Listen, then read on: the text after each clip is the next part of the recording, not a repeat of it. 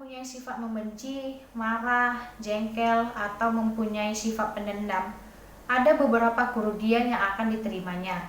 Dalam kitab suci Agutta Nikaya, Buddha menjelaskan akibat dan kerugian bagi seseorang yang memiliki sifat membenci, yaitu ia akan kelihatan jelek meskipun berbusana rapi, ia akan terbucur kesakitan, ia akan melakukan perbuatan yang akan membawa pada kerusakan penderitanya. Ia akan menghabiskan kekayaan yang diperolehnya dengan susah payah dan bahkan bisa berurusan dengan hukum. Ia akan kehilangan nama baiknya, ia akan dijauhi teman, saudara, dan orang-orang yang dikasihinya.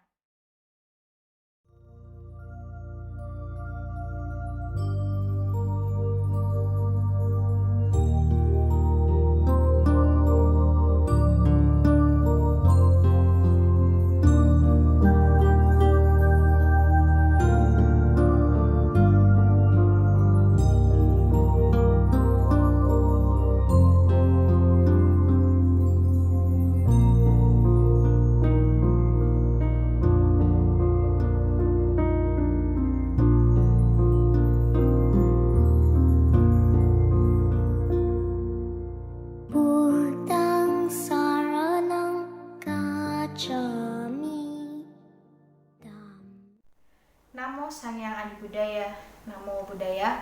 Perkenalkanlah, nama saya Cindy Rikasna, salah satu adik asuh Metiko yang berasal dari Langkat, Sumatera Utara.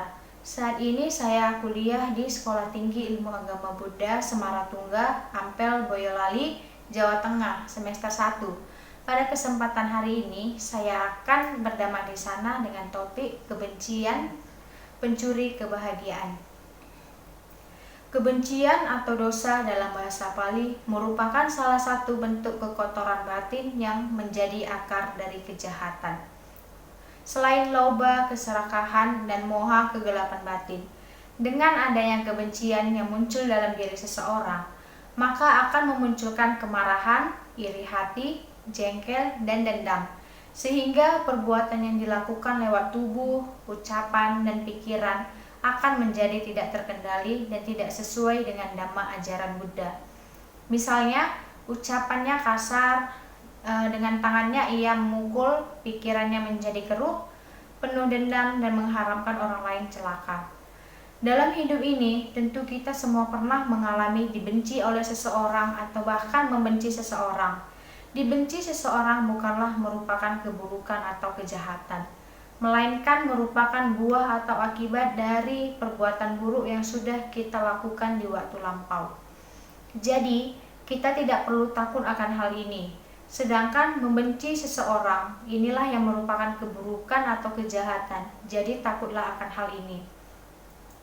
Penyebab munculnya kebencian adalah karena kita pernah dirugikan orang lain, sedang dirugikan orang lain, dan akan dirugikan orang lain. Selain itu, kebencian juga bisa muncul dalam diri kita adalah karena seseorang yang kita sayangi pernah dirugikan orang lain, atau seseorang yang kita sayangi akan dirugikan orang lain. Dan karena iri hati, merasa tidak senang atau tidak suka dengan kebahagiaan makhluk lain. Hal ini tentu disebabkan karena besarnya ego atau keakuan di dalam diri seseorang. Seseorang yang mempunyai sifat membenci, marah, jengkel, atau mempunyai sifat pendendam, ada beberapa kerugian yang akan diterimanya. Dalam kitab suci Agutta Nikaya, Buddha menjelaskan akibat dan kerugian bagi seseorang yang memiliki sifat membenci, yaitu ia akan kelihatan jelek meskipun berbusana rapi, ia akan terbucur kesakitan, ia akan melakukan perbuatan yang akan membawa pada kerusakan penderitanya. Ia akan menghabiskan kekayaan yang diperolehnya dengan susah payah dan bahkan bisa berurusan dengan hukum. Ia akan kehilangan nama baiknya, ia akan dijauhi teman, saudara, dan orang-orang yang dikasihinya.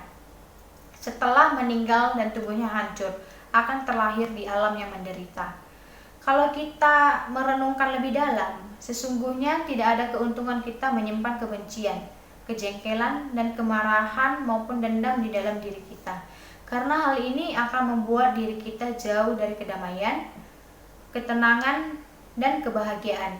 Lebih lanjut, ketika seseorang menyimpan kebencian, kejengkelan, atau dendam dalam dirinya dan memiliki niat buruk atau niat jahat kepada orang lain, sebelum ia mencelakai orang lain dengan kemarahannya, sesungguhnya ia telah melukai dan menyakiti hatinya. Hal ini diibaratkan seperti kita meraup arang yang sedang membara dan melempar orang lain. Tangan kitalah yang akan terbakar terlebih dahulu sebelum kita sempat mencelakai orang tersebut. Hal itu sama dengan kita meraup kotoran untuk melempar orang lain. Tentu tangan kita sendiri yang akan lebih dulu berbau kotoran busuk sebelum sempat dilemparkan ke orang lain. Jadi, singkirkanlah dan buanglah jauh-jauh kebencian di dalam diri kita, karena dengan demikian kita akan menjadi damai, tenang, dan bahagia. Kebencian adalah sikap mental yang tidak sehat dan hanya menyebarkan kegelapan dan menghalangi pengertian benar. Kebencian merintangi, kasih membebaskan. Kebencian mencekik, kasih melapangkan. Kebencian membawa kegetiran, kasih membawa damai. Kebencian menghasut, kasih menenangkan, melegakan, menghangatkan, dan kebencian memisahkan, kasih menyatukan. Kebencian membawa kekerasan, kasih melembutkan. Kebencian menjatuhkan, kasih menolong. Dengan menyadari nilai-nilai kasih, kita seharusnya menghilangkan rasa kebencian. Dalam kitab suci Anguttara Nikaya 5/161, Buddha menjelaskan ada 5 hal yang bisa kita lakukan untuk menghilangkan rasa kebencian itu. Yang pertama, metta, cinta kasih harus dikembangkan. Yang kedua, karuna, belas asih atau belas kasihan harus dikembangkan. Yang ketiga, upeka, keseimbangan batin harus dikembangkan. Yang keempat, asati amanasikara, berusaha merupakan kebencian itu. Yang kelima, kama sakata, merenungkan tentang kepemilikan kama masing-masing. Dengan sering kita memancarkan metta di dalam diri kita dan kepada semua makhluk, maka kebencian tidak akan masuk ke dalam batin, sehingga kita tidak akan menjadi marah, jengkel, dan penuh kebencian. Selain itu, ada banyak manfaat yang bisa kita peroleh dengan sering mengembangkan metta. Hal ini dijelaskan oleh Buddha dalam kitab suci Anguttara Nikaya 11. Ada 11 manfaatnya, yaitu tidur dengan nyenyak, tidak ada mimpi buruk, dicintai oleh manusia, dicintai oleh makhluk bukan manusia atau binatang, makhluk halus, dan lain-lain. Akan dilindungi para dewa, api, racun, dan senjata tidak bisa melukainya. Pikirannya mudah terkonsentrasi, kulit wajahnya jernih, akan meninggal dengan tenang atau tidak bingung. Jika tidak menembus lebih tinggi, maka akan terlahir kembali di alam Brahma. Oleh karena itu, marilah bersama-sama menjauhkan diri dan meninggalkan kebencian di dalam diri kita dan selalu mengembangkan cinta kasih setiap saat. Cara yang paling mudah untuk mengembangkan metta adalah dengan sering-sering mengucapkan perenungan kata-kata di dalam batin kita demikian. Semoga semua makhluk hidup berbahagia.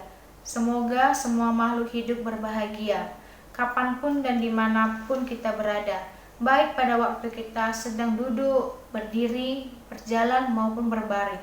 Atau dapat juga dengan membaca Parita Karaniya Metta Sutta atau Kanda Parita beserta artinya. Jangan biarkan kebahagiaan kita menjadi berkurang, bahkan hilang hanya karena kebencian, kemarahan, kejengkelan, dendam atau iri hati muncul dalam batin kita. Semoga kita semua terbebas dari dibenci dan membenci, terbebas dari dengki dan mendengki, terbebas dari menyakiti dan disakiti, terbebas dari penderitaan dan jasmani, terbebas dari iri hati, keserakahan, dan kegelapan batin. Demikianlah Dhammadesana yang saya sampaikan. Kurang lebihnya saya mohon maaf. Terima kasih. Namo Sang Hyang Adi Budaya. Namo Buddhaya.